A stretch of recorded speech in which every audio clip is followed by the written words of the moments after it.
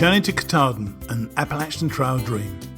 Have you ever dreamt of hiking the AT? Bruce Matson did, so we're going to follow him every step of the way.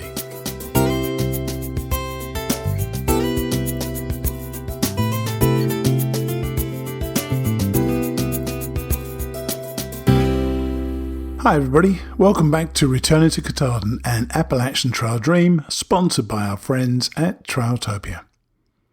We're on to episode number 13, unlucky for some, but in this case it's lucky for Bruce, as we're going to be talking about... Yep, we're talking about his food on the trail and how he intends to fuel his hike. Episode 13 indicates that Bruce's countdown is very much on. This episode is being released on Monday the 29th of January, and he is within 25 days of starting the journey that he first dreamed about more than 40 years ago. But before he sets off, and especially as this is an episode about food, let's have a bit of dinner.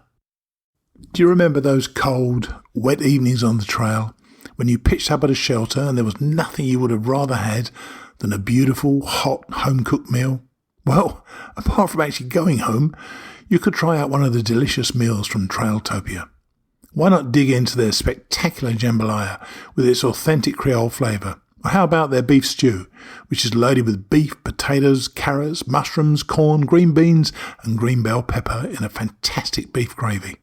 Go on, try them. Trust me, you're going to love them. Trailtopia, the best of home cooking away from home. Now, Bruce is a pretty laid-back fella. He's measured in his responses and he never sounds flustered or even terribly excited. Yet I can tell you that, not only from my conversations with him away from the microphone, but also from my own experience, Bruce is as excited as a live turkey the day after Thanksgiving. He is chomping at the bit, ready to get on with it. From my own recollection of being within a month of the start, I had all my gear, I'd worn in my boots, and I'd set up my tent on the living room floor. So in my mind, I was prepared. But a few weeks later, I started to get a little bit nervous and needed something to get my mind straight. I was about to transition from Steve to Mighty Blue, this unknown person, and I needed just something to make that transition. For me, it was the act of shaving off all of my very thick, very grey hair. I don't know what it was about that, but it immediately changed my mindset. I was now Mighty Blue. In an instant. I'd needed that kickstart to become somebody else. It was very powerful. So, watch out, Cheryl. Bruce may very well come home in a few days with a ring through his nose, a full sleeve, I think the expression is, tattoo, or maybe even a mohawk. By the way, if any of those things actually happened, you need to instantly take a photo and send it to me. Let's hear from Bruce now, talking about food, glorious food. And we're back on with Bruce. Hi, Bruce. How are you? I'm doing great. How are you today, Steve? I'm good. This episode goes out, I believe, on either the 28th or February or 1st of March. I'm not quite sure. Or 29th. 29th, I think. The 29th is a January rather. Yes, that's right. January. And so you really will have a very short period of time to go. So it's about time we started talking about food and resupply and one or two other things around that subject. But first, we're going to start you off with a question from a listener, Clay Bonneman-Evans, who's a great friend of both my shows, which is great. And I'm going to read the thing to you. It says, Bruce and his family seem to be incredibly genteel, proper, educated people. You can see where this one's going, can't you? There also have been hints, of course, that he takes his religious faith seriously. My question, I know that he's read a ton about the trail, but has he given much thought to the culture of the trail? Not just the kinds of people he will meet, partying has been briefly alluded to, but also just the fact that in AT world, people almost revel in being filthy and stinky and losing inhibitions. For example, abandoning a sense of modesty when it comes to natural bodily functions. Oh my God. Please, people curse, one hears the Lord's name taken in vain on a daily basis, and poop talk is rampant. Farting is just whatever, part of everyone's day, so no need to hide or be embarrassed. It is, as you have said, sort of a feral lifestyle. So, I'd be most interested to hear Bruce's thoughts on how a mannerly, church-going professional man thinks about the prospect of joining that feral world for 5 or 6 months. I must say, he has framed that question really well. Well, so what do you think, you slob?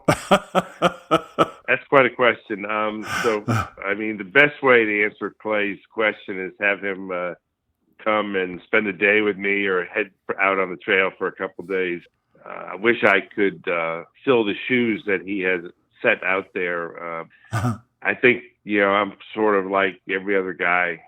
I do take my faith seriously, and I think, an awful lot of, being faithful is just living your faith and letting people see it rather than talk too much about it. So sure. I'm certainly very, tolerant and patient about all of those different behaviors he suggested, and I certainly can't say I'm immune from all of them. When it comes to, sort of feral lifestyle, I fully expect that. I feel like I've done enough backpacking and certainly enough reading and speaking with people to know that, I'm going to be filthy out there. Cheryl and I were talking the other day about I may have come off the trail for Brooke's PhD graduation. And right. She was emphasizing the number of showers I need to take before I could communicate and be social with the family. So totally. She's well aware, and I'm well aware that, and I think, I've picked people up at the trail and taken them into town and talked to them. And, I'm well aware of the smells that come with a thru hiker because I've, welcomed them into my vehicle and driven them into town and spent time. So I don't think the two, I'm not the genteel Southerner he might suggest, but I don't think they're terribly compatible and incompatible. I don't think they're really incompatible. No, do I. And I play golf with him, Clay. It's okay. He can do it. I've heard him speak. He doesn't curse, but he doesn't mind anybody else cursing around him. And also, I think for Cheryl's PhD, I think you should dye your hair pink just before you get off the trail and see how well that goes down with everybody. Right. So anyway, thanks for that, Clay. Yeah, and you should take up the offer. Go and have a couple of days hike with around Bruce and see how he's coping with it. I'm sure he'd love the company. I'd love to. He'll realize I just, I'm just like every other guy pretty much, but I appreciate the question. And okay. Again, nothing like being with me for a day or two to realize that there's a lot of faults and failures, just like everybody else. Absolutely. Well, now, before we get on to the food and resupply itself, what about your delivery systems? Your cookware, your stove, and your filtration system. Knowing you've obviously gone into it in detail. So what are you taking in terms of carrying in terms of cookware? Yeah, so early on, I decided that I would, to the extent you consider it a weight penalty, I knew I needed to take a stove and be able to cook some hot meals and have some coffee in the morning or hot chocolate and that type of thing. Yeah. As I've sort of emphasized, I really think that the key to finishing the hike is managing your mental state. Absolutely. And while I think I could save some weight by not having a stove and going all dry food, I think that maybe call it the unpleasantness of the monotony of dry food all the time would actually impact my mental state. And so I like the idea of having that cup of coffee, finishing a meal with maybe a, instant latte. And I like the idea of having a real hot meal at the end of the day. And so, so first off, I decided I would definitely cook. And then I basically, analyzed the two basic stoves you see out on the trail, an alcohol stove or a canister stove. And I looked at those really carefully and tried to weigh the pros and cons. And if you do some research, there's a remarkable amount of information available. One guy on a website did this incredible analysis of the difference between the two, depending on how far you hike. And because with the alcohol stove, you have to carry a certain amount of fuel, right? And there's a weight to the fuel. And sure, he actually worked through, the decreasing amount of the weight of the fuel and compared it to canister stove. And anyway, that study came out that on a long hike, there's not a huge weight difference, but certainly those alcohol stoves are pretty small and light. Yeah, yeah. By the way, some people have way too much time on their hands to do this sort of study, don't they? Oh, it's unbelievable. But for those of us interested, you can find so many resources on the internet. So right. Anyway, I decided on a canister stove. I liked the quickness, the efficiency, the reliability, did better in the wind. So I ended up with a stove that's called the MSR Reactor. Okay. And it's really a stove that you should only use if all you want is boiling water. And that's my approach. And there have been a number of studies, again, on some of these websites that suggest that this stove or this type of stove, which for people who are familiar, it's very similar to the jet boil. There's a lot of models of jet boil, but it's very similar to the jet boil. I think it's superior. It's actually the stove and the pot are one unit.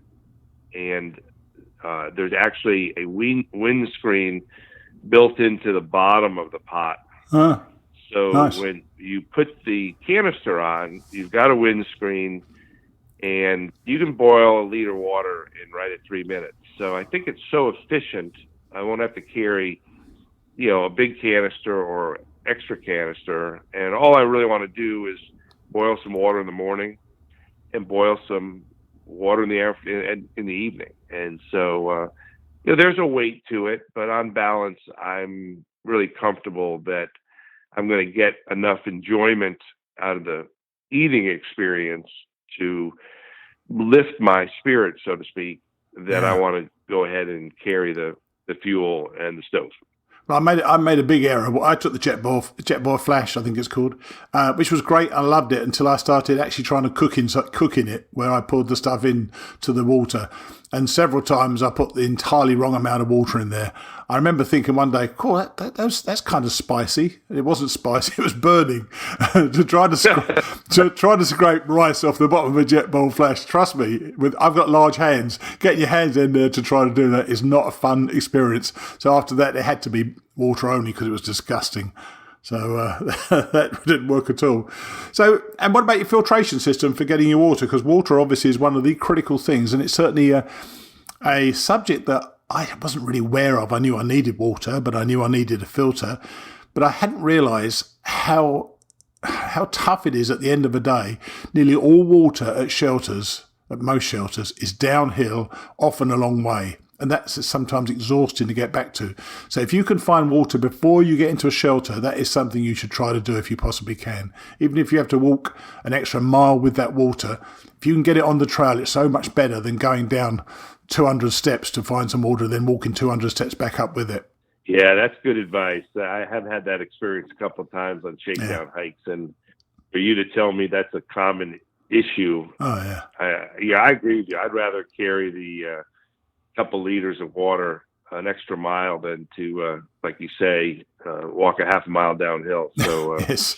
and back up things. So anyway, I did look at a few different systems, but the one that seems so popular on the trail and the one that I settled on was the Sawyer Squeeze. I did have some very, very nice, well-intentioned friends actually recently two different people gave me two different filters. All right. I kind of want to take, the gifts that these people gave, and they really put a lot of thought into the gift. I might try them out on the trail, but I'm starting out with the Sawyer Squeeze. You taking the full size one or the mini? I'm taking the full size one. Good. I've read an awful lot of reports that have said the mini just doesn't have a good enough flow rate, and it clogs more quickly, and the weight difference is so minimal Yeah. most people said to go with the larger one, and that's what I've had, and that's what I've used. So I'm going to stick with that. Yeah, you definitely need to back flush it though. I used to back flush mine about every 4 or 5 days, and you see from the stuff that comes out, it needed back flushing every time because it looks quite clear when you take the water out of the stream, but you are taking all the crud out of it, and it does really build up in there. So back flushing becomes important because you will otherwise slow down on your collection of water. But you can get your water into a litre of water very, very quickly with the squeeze. And I tried one from, funnily enough, MSR beforehand. Before I came home when I was bitten by the dog, I got my squeeze once I went back to the trail, and the difference was astounding. It was so much faster. So I'm sure you're going to be very, very pleased with that. Now onto the food. What has your approach been about supply and resupply? Because I've heard over the years on Facebook, particularly, varying approaches towards this. How have you looked at it? Yeah, this is one area where I've probably have gone against the grain, against advice, and I may be in a position where I said I should have listened to everyone. But the main part of my resupply will be with Cheryl sending me a package every 3 or 4 days. I've mapped it out where, I think, I can send packages to places. I've been trying to avoid the U.S. Post Office because of the issue about when they're open and when they may be closed. Yes. And I've looked at hospitals and different town stays, and I've actually mapped it out very thoroughly from Georgia to Virginia. And, of course you have. feel like I've got good stopping spots, and if I miss by 2 or 3 days, they'll hold a package. So sure, that's my decision right now. An awful lot of people say it's too hard to resupply that way. Your tastes change. You should just go into town and buy what you want. I may regret it. I've actually thought about that, so that the food Cheryl will send is actually going to be different from time to time. So I'm not having the same thing. But if it doesn't work out, I think pretty easily, forget about my careful resupply from home and just kind of do like I think the majority of people are doing. So right now, that's my planned approach, and I do know that there are a lot of people who recommend against it. So we'll see.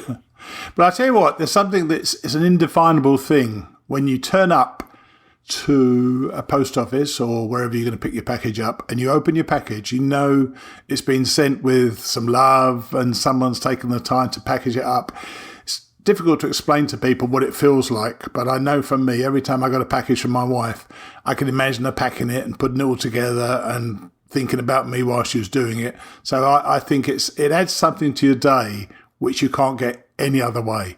So I loved getting it, but I think if I ever did it again, I would probably forego that and try to be carrying as little food as possible, and just resupplying as and when I could in towns, because it definitely needs a bit of planning to do that. But you're a planning kind of guy.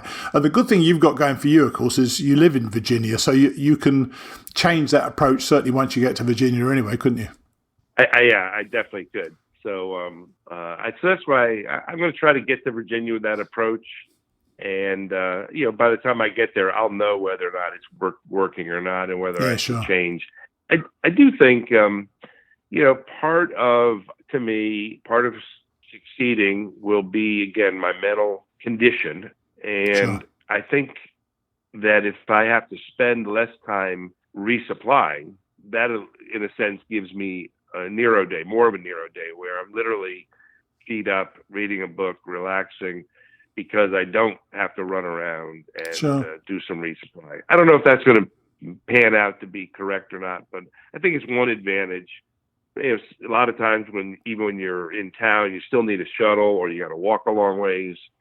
And if I avoid some of those obligations, I'm getting a little more R&R. Yeah, and that's always a good thing. Take my word for it. Another thing I was meant to ask you about the water. Are you going to be adding flavour or electrolytes? Because you certainly need to add electrolytes at some stage to most of your water. A lot of people say, no, the water's fine. I'm sure it is fine, but you do lose a lot of electrolytes, particularly us big guys. We lose a lot of weight when we're sweating away. A lot of electrolytes from our system when we're sweating away. You really need to replenish them quite regularly. Yeah, that's good advice. That's one issue I know you and I haven't even spoken about privately. No. It's on my list of what am I going to do? You know, I've mentioned to you, I think we're going to do one of the last podcasts will be what are the final decisions. And one of the things on my list of should I or should I not do this is bring electrolyte supplement, because I've certainly read about it and seen it, and I keep wondering if that's valuable. So to get that advice from you is helpful. So, you know, obviously I'm going to lean towards taking that. It's not terribly heavy. No. To, you know, take some of that powder. And I was thinking that there's not a whole lot of downside to doing it. There is this sort of concentrated flavor that you can buy in these little squeeze bottles, sure, which I've used an awful lot on my day hikes and shakedown hikes. You can get quite a number of drinks out of one little bottle. You really can. And so I think I'll probably have something like that as well. There's no nutritional value to this. It's just a concentrated flavor with an artificial sweetener. But I think, knowing me, drinking plain water all the time, every once in a while you want to boost to something that's more flavorful. So I'll probably take the electrolytes like you recommend. I probably will take this little squeeze bottle of flavor. Well, some of those squeeze bottles, Bruce, have the electrolytes in them as well. So, I mean, to me, the flavour is entirely incidental. I don't care about the flavour. For me, it was always about the electrolytes. The fact that there was a blueberry flavour, fine, I couldn't care less. Because I love the taste of water. And one thing you're going to find when you get back, there is nothing that tastes so as great as cold mountain water. It tastes awesome. And getting back home, even though I've got a really good water filter system in my home, it's nowhere near as good as mountain water. I'm sure lots of people will agree with me on that. Yeah, that makes a lot of sense. I've had that sort of experience too. Okay, so you wake up in the morning and you're ready to eat. What's the first thing you're going to eat in the morning? What's your regular daily routine going to be for breakfast? Yeah, probably pretty boring. My general approach is going to be to have coffee or hot chocolate, oatmeal, or some other instant breakfast cereal. There's a few other. I'll bring some grits for variety. I'll bring some cream of wheat for variety, but a fair bit of oatmeal. Yeah. And then I want to supplement that oatmeal and coffee with like a fruit roll-up or a granola bar. And that'll probably be pretty much all there is for breakfast. 2 packages of oatmeal. I mean, not everybody does, but I certainly felt that if I didn't start the day with a breakfast when I was hiking, in about an hour, I was starting to really, really lag. And a couple of times I just sat down by the side of the trail and pulled my jet boil out and made myself breakfast. And I always regretted not doing it at the shelter, because the shelter normally had a table, a picnic table to sit by to prepare yourself. And I really needed that boost of food. And I lost so much weight that my wife eventually sent me some protein powder and some of that, that baby fruit you can squeeze into oatmeal. That's pretty good to take. There's sachets of baby fruit, mashed up fruit. Chuck that in the oatmeal with protein powder. It was to help build me up again, but the fruit gave it much better flavour than you ever get out of most packets. Yeah, I was thinking a little bit like that too, because some of these dried fruits and things that I thought I would use to supplement breakfast, you also can toss into the oatmeal when you're getting tired of the taste of oatmeal. So I know, like, I've already purchased dried cherries and dried blueberries, and if I have a bag of dried blueberries. Nice. Yeah, nice. I can toss some of those into the grits or the oatmeal. So that's why I'm going to try to have that fruit item, the oatmeal, coffee, and maybe a granola bar on top of it. I'm trying to stick to the advice of keeping your daily food to about 2 pounds a day. And I've been able to do that. I've actually spent some time. You would love it, Steve. We've had a lot of great football on the last couple of weeks, and so I've been sitting in front of the football and I've got a box of peanuts and a box of raisins, and I'm making gorp, and I'm weighing. I got a scale, and I'm weighing it out, saying, okay, I can't. This is all I can take to keep my keep my weight under control. So I've done that with the cherries and the blueberries, and the apricots. Oh, cool. And I got all these little bags now so anyway. Well, I'm going to pass over snacks because I'm not going to bother asking you what you're going to eat. You are going to eat as many Snickers as your body will allow. Snickers becomes so much the meal on the trail, and throughout the day, having a Snickers is one of the great delights. The other one for me was peanut butter. So I don't know whether you like those things, but both of those will be part of your diet at some stage. What about lunch then? Yeah. What about lunch? Yeah, so my approach to eating during the day will be, like you say, snacks throughout the day, some gorp, some M&Ms, some Snickers. Then some more Snickers. I think lunch is going to be, again, fairly boring at one level. I think probably just use like a tortilla, some kind of wrap. That's what I did, And then with some protein. And the protein will be, I think I can get away with cheese in the colder weather. Yep. Some peanut butter, some tuna, some chicken. And just sort of a roll up with protein will be my basic lunch. So when you have your your main meal of the day, when you get to shelter and you've put your tent up and you've got your bag out and you're sitting around the table, what is the cuisine of the cuisine du jour for Shay Matson? Yeah, I'm going to have a lot of exotic meals like pad thai and chow mein and chili beef and great variety of freeze-dried meals. So probably, for some, if I have an extravagance, and one reason to do more resupply is to allow me to have a Trailtopia meal, every evening. And I think they're quite good, and they're particularly good when you're really, really hungry, which is common on the trail. Yeah. And it makes dinner very simple. So for me, dinner is going to be Trailtopia meal and a cup of coffee after the meal. And I've thrown in a bar or a fruit or a piece of candy for kind of a quick finishing dessert, so to speak. It's amazing, actually. Funny, I heard of this hiker hunger, and it wasn't getting me at all. I wasn't eating much at all. And then one day I was suddenly just famished. And I never stopped being famished between then and the end of the trail. It suddenly came upon me like it hit me round the head. And you just want food after food after food. And when it does hit you, there's virtually not enough calories you can take in. It's a real surprise, I tell you. Yeah, I certainly have heard about it. I've never experienced it. In fact, I've actually packed or planning to pack a little lighter the first month than later months. Right. Because when I go on my shakedown hikes, I'm actually less hungry during the day. I'm not dying to eat, believe it or not. It's nice at the end of the day to camp and eat your freeze-dried meal, whatever it might be. But I'll be honest, I've never experienced hiker hunger. But I've heard enough people explain it like you that it will hit. There will come a time. And my guess is, when your body is finished using up some of those fat reserves, it's going to be looking for something else. Yeah, but in your case and my case, Bruce, we had a little bit of a while to work through those fat reserves, didn't we? Unfortunately, correct.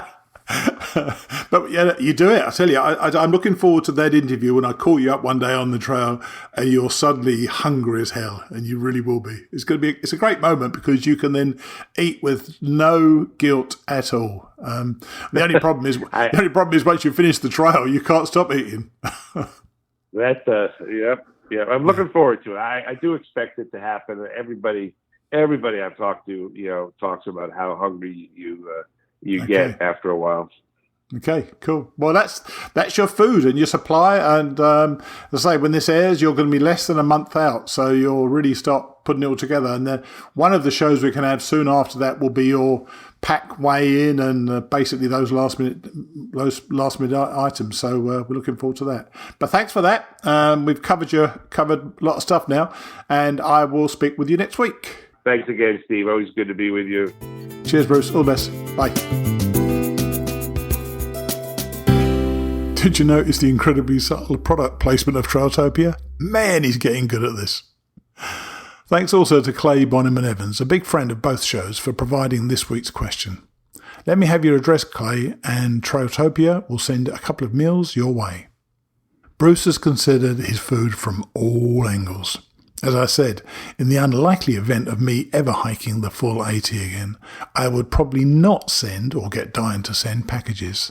Yet that, thing of getting a package from the woman you love is so powerful that I'm glad you're going to do that, at least at the beginning. I think his choices are good. I use the jet ball flash, as I said, and I understand that the MSR Reactor is very much based on the success of the jet ball. As to the water filtration, the Sawyer Squeeze is almost ubiquitous out there, and that is a no-brainer. The oatmeal, the wraps, the freeze-dried food, they're all going to help him on his way, yet the hiker hunger is a force to be reckoned with. Bruce will certainly know that when it hits him in the gut like a sledgehammer. He's now blogging more regularly on his site, so if you'd like to learn more, go on over to returningtokatahdin.com. Also, why not check out my site?